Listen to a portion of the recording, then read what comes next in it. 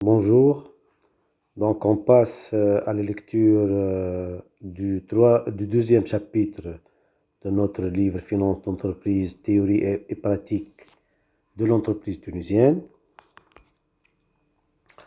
Chapitre 2, la monnaie.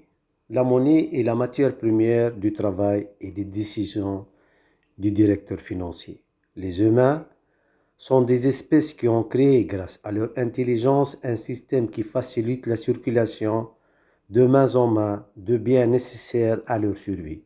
C'est la monnaie, cette chose magique qui valorise tous les biens, facilite leur circulation, unité de mesure des prix sur tous les marchés du travail, des revenus, de l'épargne, de la consommation et de la richesse des individus et des nations.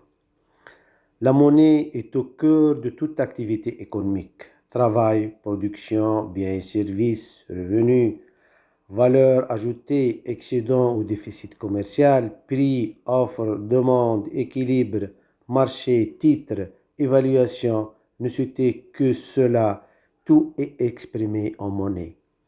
Pour bien décrire le rôle de la monnaie dans l'activité économique et sociale d'un pays, il faut rappeler les principaux courants de pensée économique qui ont intégré la monnaie dans leur modèle. Premièrement, la doctrine économique, les classiques et les néoclassiques. Pour pouvoir comprendre la monnaie, il faut revenir aux grandes théories économiques. Adam Smith, le père de l'économie classique, a expliqué en 1776 dans son fameux livre La richesse des nations que les marchés doivent être libres, laisser faire, laisser aller. Les marchés savent bien le mieux. Il existe une main invisible qui gouverne les équilibres économiques de l'offre et de la demande. Le principe de Smith est simple.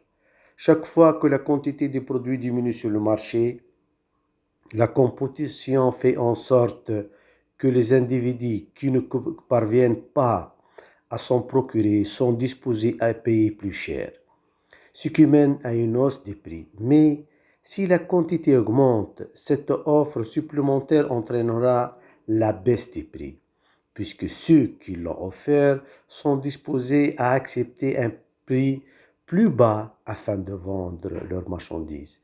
C'est la fameuse loi de l'offre et demande et de l'équilibre des prix. Adam Smith stipule que le prix d'un bien est le travail et la peine pour le préparer. Ce qu'on achète, c'est du travail avec du travail. Avec notre travail, on se procure de l'argent pour acheter des biens fruits du travail des autres. Le travail achète le travail. Nous échangeons de l'argent contenant une quantité de travail contre des biens contenant aussi des quantités de travail. Seulement, il faut noter que la valeur de la marchandise varie. Elle peut augmenter et rarement diminuer. Généralement, un produit nécessitant beaucoup d'heures de travail est cher et un autre nécessitant peu d'heures est bon marché. En contrepartie de ce changement de prix, la valeur du travail varie aussi, mais cette variation est due à la variation du prix du produit et non du travail lui-même. La valeur du travail est réelle et ne varie jamais. Les théoriciens classiques ont donc laissé croire que la croissance, l'emploi et l'inflation seront mises en équilibre grâce à cette main invisible si on lui donne suffisamment de temps. Ensuite, il y a les néoclassiques qui prétendent que les acteurs économiques sont assez rationnels et qu'ils ont un seul et unique objectif, maximiser leurs profits en faisant plus d'argent dès que l'opportunité se présente. Cependant, ils ont un point commun avec les classiques, puisqu'ils prétendent que les équilibres des prix se feront par eux-mêmes grâce au mécanisme de marché. Ils ont seulement éliminé le concept de main invisible de Smith. Voilà, les classiques et les néoclassiques se sont convenus que il y a équilibre dès que l'offre égalise la demande, il y a des prix d'équilibre sur le marché et que ce mécanisme-là de prix d'équilibre se fait par lui-même sur le marché. Donc même Adam Smith, le père de l'économie classique, a stipulé qu'il y a une main invisible, the invisible hand, qui gère l'économie nationale dans son ensemble. Mais il y a ici un point et un concept très intéressant que le financier doit garder en tête, c'est cette notion de travail. Le travail, le produit, c'est le fruit d'un travail. Chaque fois que le travail est compliqué, par exemple, fabriquer une chaise ne nécessite moins de travail et moins d'heures de travail que fabriquer un ordinateur, bien sûr, et les prix sont sont très différents. Et vous comprenez très bien que le prix d'un ordinateur est plus élevé que le prix d'une chaise. Voilà, il faut comprendre ce concept de travail que le produit qui sera vendu un titre financier. Qu'est-ce qu'il a? C'est un bout de papier, oui, mais il y a tout le travail de l'entreprise, tout le travail des décideurs de l'entreprise, des ouvriers de l'entreprise, il est incorporé dans ce bout de papier, dans ce titre acheté sur le marché financier. On passe au barbu, Karl Marx. Ça, c'est l'opposé du premier. Les théoriciens classiques, les penseurs du XVIIIe et XIXe siècle se sont consentis sur un seul et unique concept. S'il faut choisir parmi les capitalistes, propriétaires de terres et ouvriers, pour qui servir la monnaie pour être dépensée, le choix s'est fait sur les ouvriers. Si on donne la monnaie aux capitalistes, ils se forceront à la réinvestir au vu de la réalisation d'autres investissements afin d'augmenter leur richesse. Cette idée de se priver de la consommation afin de réaliser des investissements a été critiquée par Karl Marx et Friedrich Engels dans leur livre The Communist Manifesto, écrit en 1848. Cette vision va donner aux propriétaires le pouvoir d'exploiter davantage les non-propriétaires. Karl Marx stipule que le changement de la monnaie de main en main entre un nombre très petit de citoyens va laisser les travailleurs des usines sans argent pour acheter les biens produits par les usines. Alors pour faire face à cela, ils vont emprunter de l'argent pour consommer. Les capitalistes vont eux aussi emprunter pour pouvoir investir davantage. Finalement, le capitalisme, pour survivre, doit avoir un système bancaire fonctionnel afin de maintenir cette machine d'emprunt, sinon tout va s'effondrer. Le génie de Keynes. Au début du XXe siècle, le magnifique économiste anglais John Maynard Keynes a suggéré aux pays qui ont gagné la Deuxième Guerre mondiale d'aider les pays qui ont perdu au lieu de les laisser sombrer dans la dette. Mais l'Angleterre, la France et les États-Unis ont décidé de punir l'Allemagne après l'accord de paix de Versailles en 1919. Celle-ci n'a trouvé aucune autre solution sauf d'imprimer des billets de banque, situation qui a abouti à une inflation incroyable et l'ascension d'Adolf Hitler et son parti. Le génie de Keynes, c'est qu'il a compris que l'économie et les marchés sont imprévisibles. Les opérateurs économiques sont irrationnels, agissant aveuglément, et les nations sont interconnectées. De ce fait, le rôle d'un gouvernement est donc primordial en dépensant de la monnaie dans les mauvais moments. Il a appelé ce concept l'effet multiplicateur, ou encore appelé par la suite le multiplicateur de Keynes. Il a fallu attendre 1930. Le président américain Roosevelt, inspiré implicitement par les théories de Keynes, a annoncé son programme New Deal afin de faire sortir l'Amérique de la Grande Dépression causée par les crises de 1929. Roosevelt et Keynes ne se sont pas bien appréciés lorsqu'ils se sont rencontrés la première fois. Toutefois, les dirigeants des pays occidentaux se font finalement soumis à Keynes lorsqu'ils se sont réunis en 1944 à Bretton Woods, aux États-Unis. Les accords qui ont été signés ont fait naître la Banque mondiale et le Fonds monétaire international. C'est après la Deuxième Guerre que le style de Keynes de dépenses gouvernementales, augmentation de la consommation, a décollé. Mais le pauvre Keynes, décédé en 1946 à l'âge de 62 ans, suite à une crise cardiaque, n'a pas suffisamment vécu pour voir les gouvernements endosser sa théorie. Son style a été malheureusement abandonné dans les années 70 au détriment du désastreux style de liberté de marché. Mon point de vue personnel est avec Keynes. Le principe est très simple. Le gouvernement dépense en créant des méga-projets, ce qui se reflète par une augmentation des ouvriers afin de réaliser de tels projets. Les revenus à l'échelle nationale vont augmenter suite à la distribution de salaires. La consommation des ménages cartonne. Cette hausse des demandes de produits va se répercuter par une hausse de la production des entreprises publiques et privées. Une offre adéquate qui répond à la demande de produits et services aboutirait à des prix d'équilibre. L'investissement décolle, ce qui donne des recrutements supplémentaires, des salaires supplémentaires, plus de consommation, plus de production, plus de richesse, plus d'investissement et la roue tourne.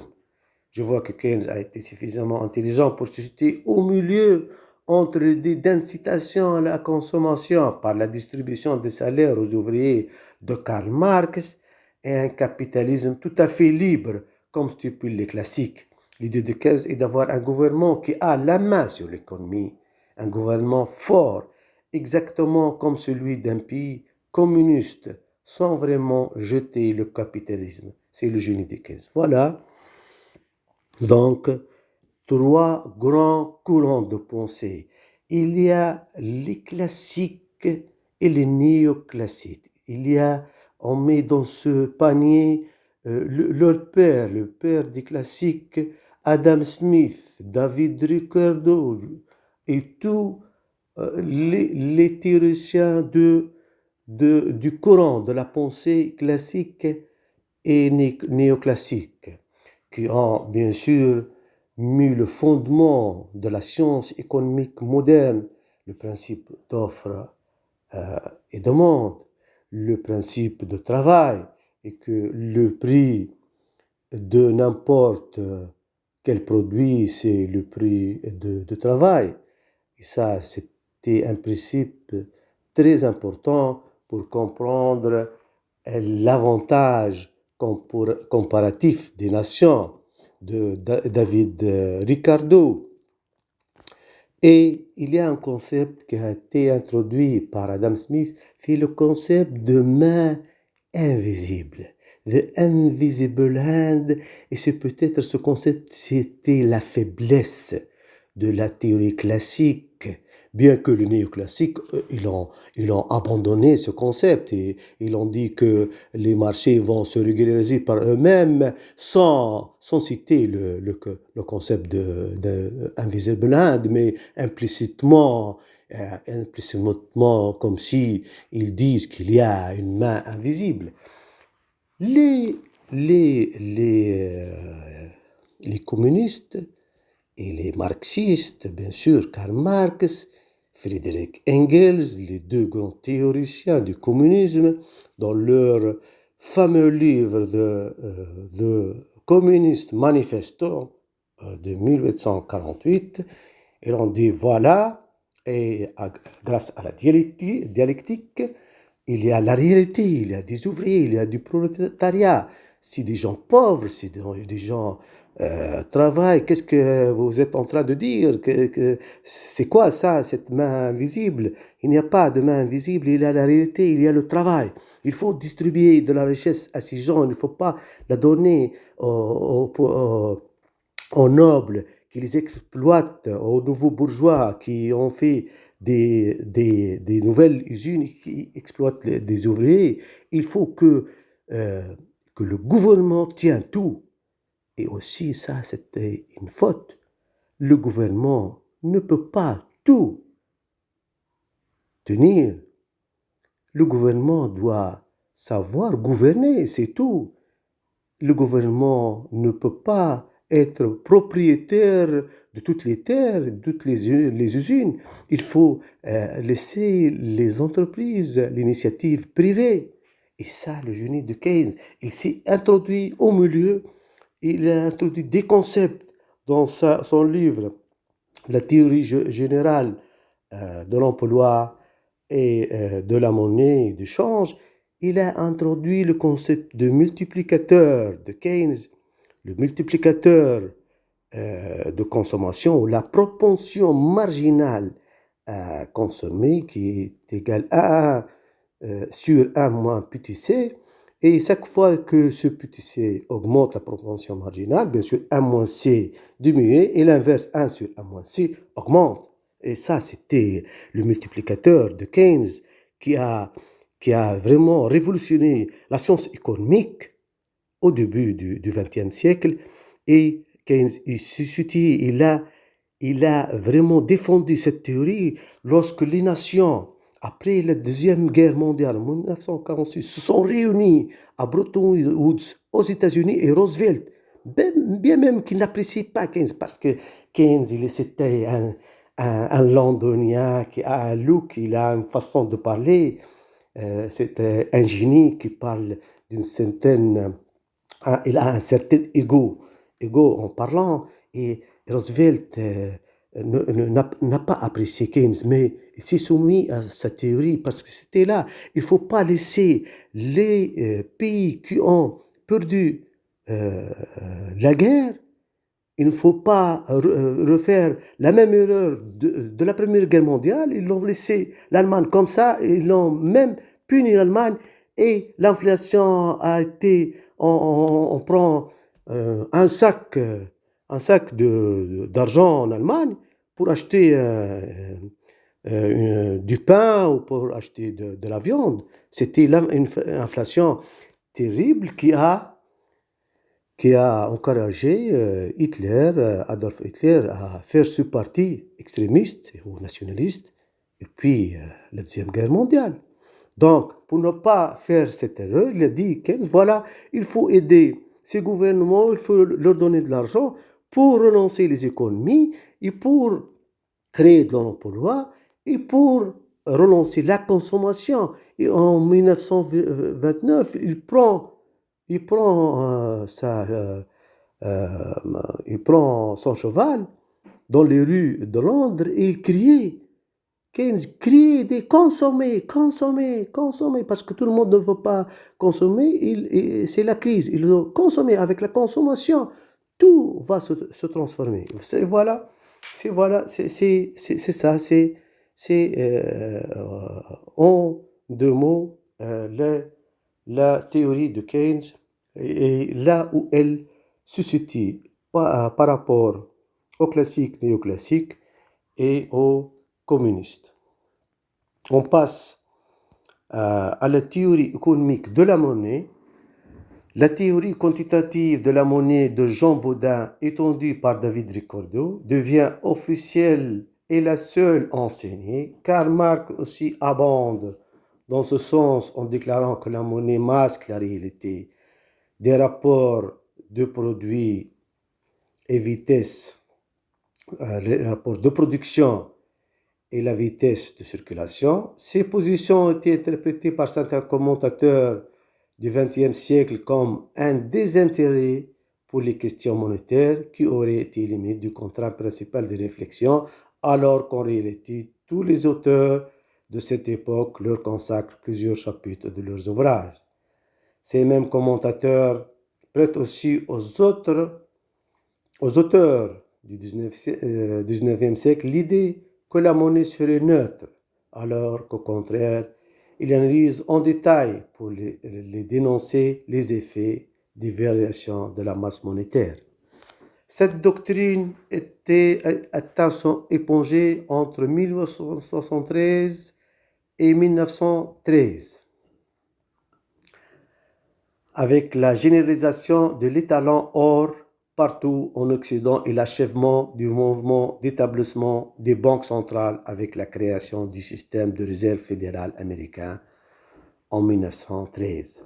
Avant que la guerre de 1914 puis la crise de 1929 remettent en cause cette orthodoxie, divers auteurs en contestent l'essentiel. Par exemple, selon Malthus, une hausse de la circulation monétaire est favorable à l'activité et à l'emploi. Pardon. La démonétisation de l'argent au profit exclusif de l'or conduit à de très nombreuses protestations politiques ou théoriques fondées essentiellement sur l'affirmation que la réduction de la quantité de monnaie est néfaste aux affaires. L'abondance monétaire est mieux assurée avec deux métaux. Milton Friedman, bien plus tard, donnera sa caution à cette thèse dans son livre Money Mischief.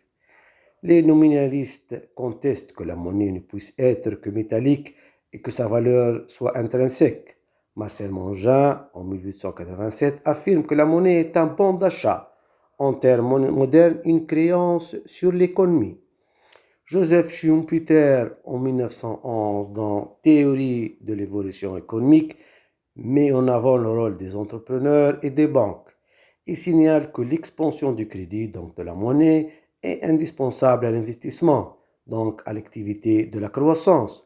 La monnaie cesse d'être neutre et devient une condition de l'expansion économique. Les classiques, John Hicks en particulier, ont formalisé la théorie quantitative à partir d'une équation de conservation de la quantité de monnaie échangée dans l'ensemble des transactions. 1 fois V est égal P fois Y, où Y est la production d'une économie pendant une période donnée. P est le niveau général des prix.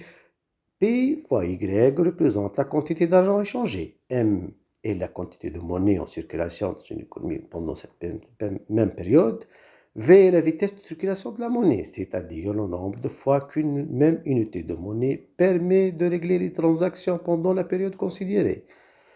Peuvent aussi être de simples nombres, dans la formulation la plus simple, mais comme il existe différents types de monnaie, billets, pièces, chèques, titres négociables, qui circulent à des vitesses différentes, on peut aussi les traiter comme des vecteurs, ou comme Irving Fisher, 1911, se limiter à deux types de monnaie. La vitesse de circulation et la répartition de la monnaie entre les différents types font partie des éléments pris en compte par les monétaristes dans les estimations de la santé d'une économie. À court terme, sa valeur est considérée comme stable, fonction des comportements de thésaurisation et des modes de paiement, liquide, chèque, carte bleue, des agents économiques. L'or. L'or est un métal rare. Il a été testé par des chimistes afin de prouver sa durabilité et sa solidité à travers le temps, résistant aux aléas de la nature, chaleur, humidité, froid.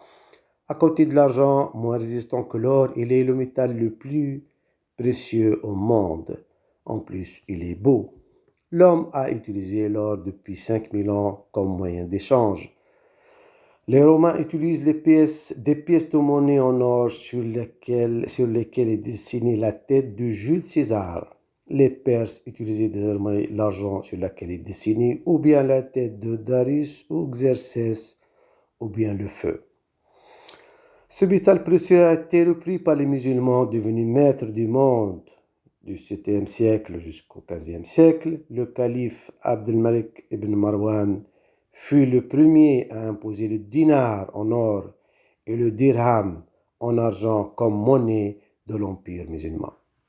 Les Américains ont commencé à utiliser une monnaie appelée dollar, dont le premier billet fut imprimé en 1690. Il ne devint monnaie officielle qu'en 1792. Les premières pièces ont été indexées sur l'argent. Les accords de Bretton Woods en 1944 ont donné au dollar une valeur indexée sur l'or. Un once d'or est égal à 35 dollars. Ce prix est resté stable jusqu'en 1971. 1944-1971, période d'étalon hors dollar, date à laquelle le président Nixon a mis fin en août 1971 à l'étalon hors dollar et a livré celui-ci à son sort. Sa valeur n'est plus désormais indexée à l'or, ni encore les monnaies des autres pays indexées au dollar. Comme j'ai déjà stipulé dans la première section ma préférence pour le modèle keynésien, j'annonce aussi ma préférence pour l'étalon hors monnaie. La monnaie telle qu'existe actuellement n'a pas de valeur en soi. C'est un simple bout de papier imprimé, sa valeur doit être indexée sur l'or. Valeur sûre qui ne se détériore pas et qui ne fluctue pas. Tous les pays doivent indexer leur monnaie sur l'or afin d'éviter d'imprimer du simple papier qui n'a aucune valeur. Voilà, donc on a vu, après les grandes pensées économiques, la fameuse théorie quantitative de la monnaie, et cette théorie dit voilà, la production valorisée, P fois Y, c'est la production en quantité, multipliée par le niveau général des prix, est égale à la masse monétaire multipliée par la vitesse de circulation de la monnaie. Donc, si on veut augmenter la production, le PIB, on doit augmenter la masse monétaire circulant dans le pays et on va imprimer de l'argent. C'est aussi simple que ça. Et cette théorie a été largement défendue par un économiste américain juif qui s'appelle Milton Friedman. Et Milton Friedman a été conseiller du président Nixon.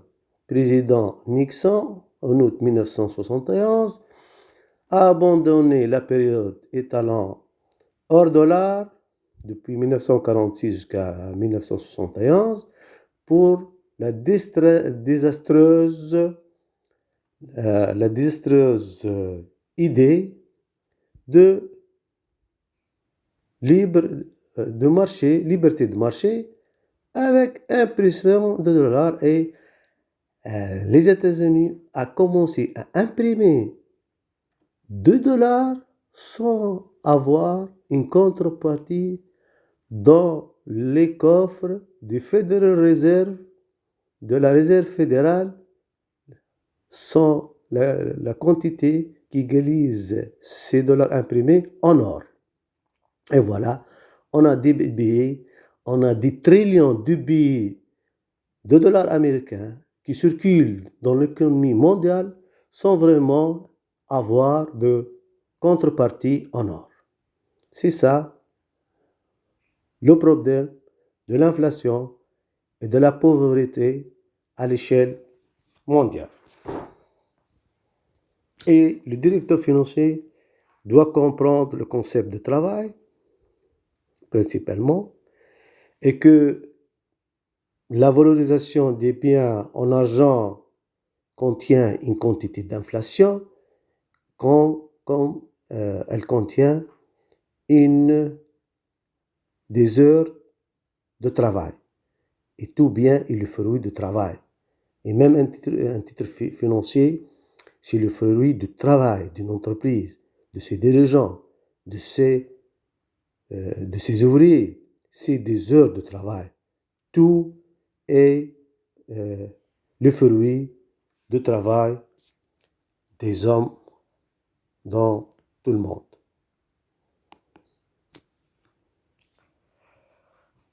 Troisièmement, notion de valeur, du travail, des prix et de la monnaie. La valeur d'un bien est composée de sa valeur d'utilité et de sa valeur d'échange. La valeur d'utilité est la valeur intrinsèque du bien en lui-même, la valeur de la viande et qui nourrit des affamés, la valeur du coton et qui permet la confection de vêtements. Par contre, la valeur d'échange est la valeur du bien qui permet l'acquisition d'un autre bien. C'est la valeur de la viande qui permet d'acheter un couteau. Mais certains biens ont une valeur d'utilité très élevée, mais une valeur d'échange faible, voire nulle. Citons par exemple l'air qu'on respire, qui est très utile, mais sans aucun prix. Par contre, l'or, sa valeur d'utilité est très faible, mais possède une valeur d'échange très élevée. Voilà, on peut vivre. On peut vivre sans or, sans avoir de l'or. On peut vivre. Sa valeur d'utilité est pratiquement nulle. Mais sa valeur d'échange, donc sa valeur d'échange, elle est très, très élevée. Sa valeur intrinsèque ou d'utilité est nulle, mais sa valeur d'échange est très élevée. Par contre, l'air qu'on respire est très utile. L'oxygène est très utile. S'il n'y a plus d'oxygène, on meurt. Mais sa valeur d'échange est pratiquement nulle. Personne ne vous dit, voilà, je vous donne 2 kilos d'air et tu vas me donner 2 dinars. Non, ça n'existe pas. Cela semble être contradictoire, mais le raisonnement suivant est à appliquer. Une chose ou un bien tire sa valeur d'échange de sa valeur d'utilité. Et c'est derrière de sa rareté et de la quantité de travail nécessaire pour l'avoir. L'air ne nécessite aucun travail pour l'avoir et il est abondant. C'est pour cela qu'il n'a aucune valeur d'échange, bien que sa valeur d'utilité est très élevée. Par contre, l'or nécessite une quantité de travail très élevée et il est rare. C'est pour cela qu'il est très cher. On en déduit que la valeur d'échange d'un bien ne se fixe pas par sa valeur d'utilité, mais plutôt par sa rareté et la quantité de travail nécessaire pour l'acquérir. Le prix de n'importe quel bien est fixé de cette façon. Quelle est la quantité de travail nécessaire à la production de ce bien, de telle façon que je renonce à une quantité de monnaie qui renferme des heures de travail afin d'acquérir ce bien. Donc le travail est la première monnaie créée par l'homme. Le bien nécessitant plus de travail sera valorisé plus cher qu'un autre nécessitant moins de travail. Merci pour votre attention et au revoir.